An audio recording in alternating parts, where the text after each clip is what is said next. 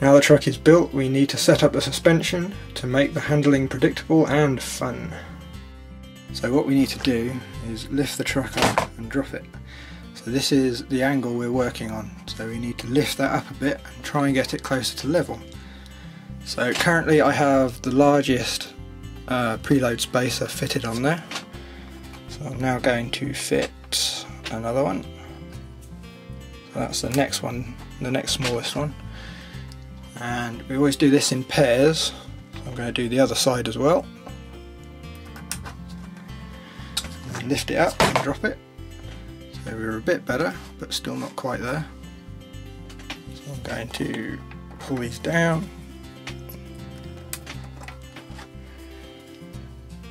and fit the next ones. So lift it, drop it. There we go, that's almost completely level. So that should be a good starting point.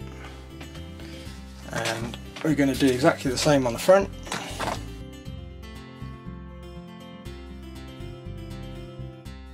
There we go, that's almost perfectly level now. So that's a good starting point for suspension setup. Next we need to set up the camber. The gist of it is, when you go around a corner the truck leans over. The outside tyres will be doing most of the gripping, so we need to make sure they have plenty of rubber on the ground. So what we do is set the angle of the tyres. You need a set square or a woodworking square. I'm using this because it will stand up on its own.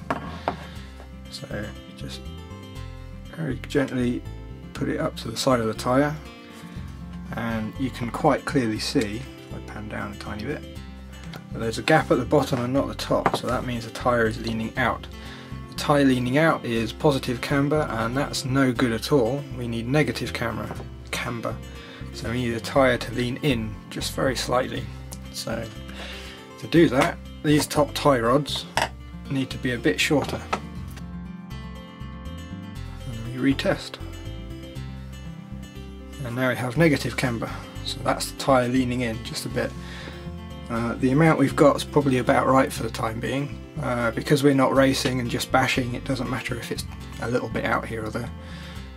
You need to do the same on the back and with the two front tyres as well.